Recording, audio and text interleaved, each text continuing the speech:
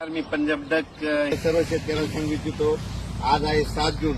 7, 8, 9, 10 दररोज पाऊस वाढत जाणार आहे. पण 12 जून ते 20 जून हेवी रेन इन महाराष्ट्र, म्हणजे महाराष्ट्र सगळीकडे मुसळधार पाऊस पडणार आहे. 12 ते 20 म्हणून सर्व शेतकऱ्यांनी काय करायचं, शेतीचे काम आटपून घ्या. आज आणखी 2-3 दिवस देखील आहे, पण आज देखील राज्यात भाग बदलत पाऊस पडणार आहे, म्हणून हा अंदाज लक्षात घ्यायचा. त्याच्यानंतर 12 ते 20 पाऊस पडणार आहे.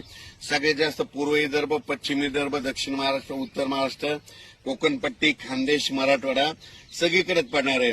पण राज्यातल्या सर्व शेतकऱ्यांना सांगू इच्छितो की म्हणजे आज 7 जून पासूनच राज्यात, मी म्हटलं होतं ना 6 जून पर्यंत तुम्ही कामं आटपा. 7 जून पासून म्हणजे आजपासून बघा दुपारी 3च्या नंतर राज्यात ठिकठिकाणी पाऊस सुरू होणार आहे. काल देखील खूप ठिकाणी पाऊस झाला. नाशिककडे झाला, पुण्याकडे झाला, दौंडकडे झाला, आज देखील पहाटे सोलापूरकडे खूप झाला. असाच पाऊस काय होणार, दररोज वाढत जाणार आहे. पण 12 ते 20 मात्र राज्यात मुसळधार पाऊस पडणार आहे, म्हणून हा अंदाज लक्षात घ्यायचा.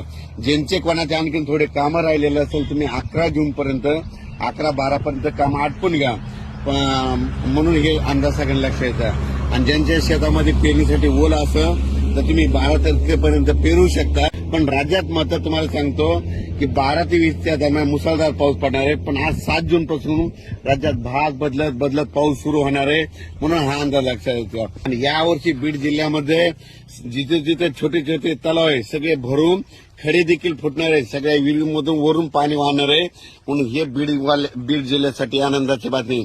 कारण की ज्या वर्षी मान्सून पुरेपूर येतो ना, त्यावर्षी सगळ्यात जास्त पाऊस बीड जिल्हा, नगर जिल्हा, धाराशिव, लातूर, त्याच्यानंतर सातारा, सांगली, सोलापूर, कोल्हापूर या भागात जास्त पाऊस पडतो. आणि यावर्षी देखील पुरेपूरच मान्सून असल्यामुळे यावर्षी बीड जिल्ह्यात खूप पाऊस पडणार आहे, म्हणून हा अंदाज लक्षात येतात. माझी सर्वांना विनंती आहे, कापूस लागवड करत असाल तर तुम्हाला एक सांगू इच्छितो, मी स्वतः कापूस लागवड करणार आहे. यावर्षी 3x1 अंतर आहे. 3x1 अंतरनं काय होतं, 1 एकरमध्ये 14,000 झाडं बसतात. जर कापसाचं झाड कमरा इतकं जरी असलं तर त्या कापसाला काय होतो, चांगला उतार येतो. आणि खताचं नियोजन एकदा फक्त रेगाटीला खत द्यायचा, परत खत द्यायचं नाही, काही नाही, फक्त पोळ्याची अर्धी बॅग युरिया द्यायची. आणि असं नियोजन केल्याच्या नंतर 3x1 12, 13, 14 क्विंटल पर्यंत कापूस निघतो, म्हणून हे देखील सगळ्यांनी करायचं. म्हणजे अंतर कमी करा, खर्च कमी करा. आपल्या जमिनीनुसार थोडं 3x नसलं तर 4x1 करा, पण थोडं अंतर कमी करून खर्च कमी करा, हे सांगू इच्छितो. पण राज्यात मात्र आजपासून बऱ्याच ठिकाणी पावसाला सुरुवात होईल. ते पाहुणे म्हणते आमच्या इकडे पाऊस पडला, ते म्हणते आमच्या इकडे पाऊस पडला, अशी परिस्थिती चालू राहणार आहे, म्हणून हे लक्षात घ्यायचं.